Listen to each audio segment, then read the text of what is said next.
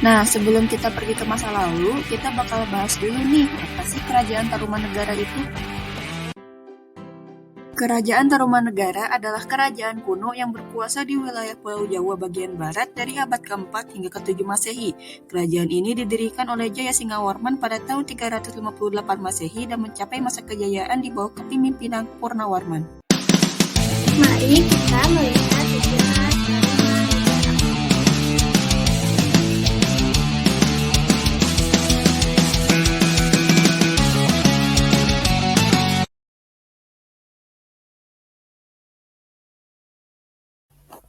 Pak, saya ingin tahu tentang sejarah Tarumanegara. Apakah Bapak bisa menjelaskannya?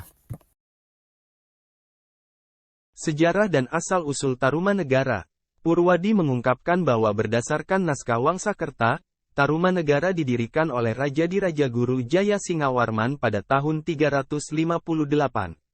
Dalam naskah itu, dikatakan pada abad ke-4 Masehi, Nusantara didatangi oleh sejumlah pengungsi dari India yang mencari perlindungan akibat terjadi peperangan besar di sana.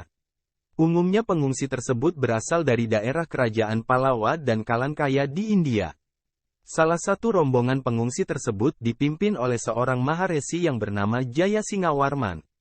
Ketika telah mendapatkan persetujuan dari Raja Jawa Barat, Dewawarman VIII, Raja Salakanagara, maka mereka membangun tempat pemukiman baru di dekat Sungai Citarum. Pemukiman tersebut disebut Tarumadesya, Desa Taruma. 10 tahun berjalan ternyata desa ini banyak didatangi oleh orang-orang, sehingga Tarumadesya menjadi besar. Pada akhirnya wilayah yang hanya setingkat desa tersebut berkembang menjadi kota, nagara. Lambat laun kota tersebut semakin menunjukkan perkembangan yang pesat, sehingga Jayasingawarman membentuk kerajaan yang dinamakan Tarumanagara.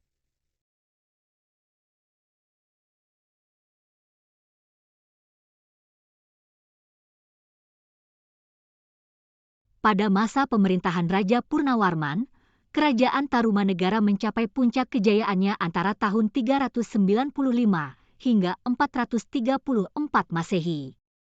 Sebagai seorang penganut agama Hindu aliran Vaisnava, Purnawarman terkenal sebagai pemimpin yang bijaksana dan peduli terhadap kesejahteraan rakyatnya.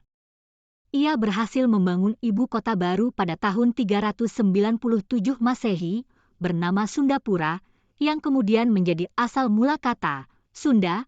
Raja Purnawarman juga dikenal karena keberaniannya dalam menangani masalah lingkungan, seperti banjir. Salah satu prestasinya adalah pembangunan Sungai Gomati sepanjang 12 km yang membantu mengendalikan banjir di wilayah tersebut. Selain itu, sebagai bentuk penghormatan kepada Brahmana, Purnawarman memberikan persembahan berupa 1000 ekor sapi, menunjukkan kepeduliannya terhadap agama dan budaya yang dipraktikkan oleh masyarakatnya. Di bawah kepemimpinan Purnawarman, Kerajaan Tarumanegara berhasil memperluas wilayahnya secara signifikan, termasuk kota-kota penting seperti Banten, Jakarta, Bogor, dan Cirebon. Selain itu, kerajaan ini menjalin hubungan diplomatik yang kuat dengan Cina. Keterlibatan dalam perdagangan dan pelayaran dengan Cina menandakan kemakmuran ekonomi Kerajaan Tarumanegara pada masa itu.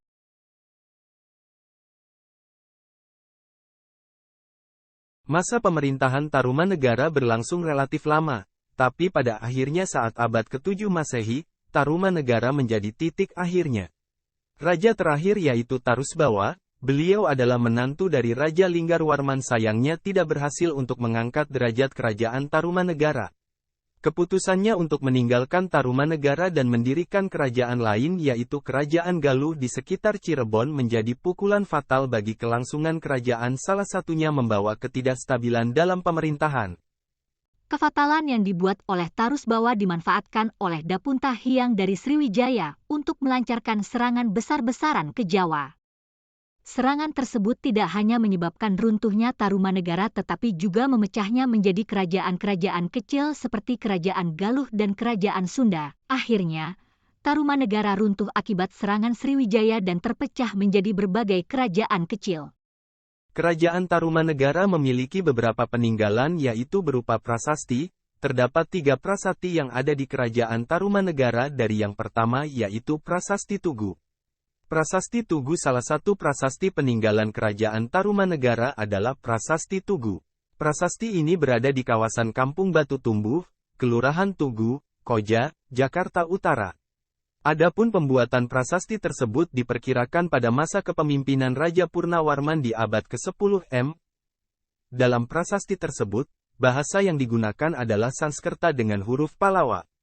Prasasti ini menceritakan tentang raja di Raja Guru yang menggali Sungai Chandrabaga serta Sungai Gomati dengan panjang sekitar 12 km.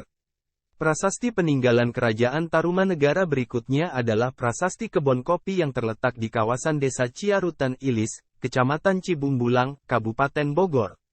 Peninggalan bersejarah ini pertama kali ditemukan oleh orang Belanda di awal abad ke-19 serta tertulis pada bongkahan batu andesit dengan bahasa Sanskerta dan aksara Pallawa.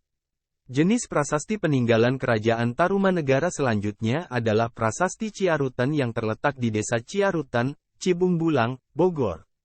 Prasasti ini pertama kali dijumpai pada 1863 dan memiliki dua bagian. Pada Prasasti Ciarutan pertama, ditulis dengan bahasa Sanskerta dan huruf Pallawa yang berisi 4 baris puisi India. Di sisi lain, bagian keduanya adalah gambar sepasang telapak kaki manusia, serta adanya coretan berbentuk laba-laba.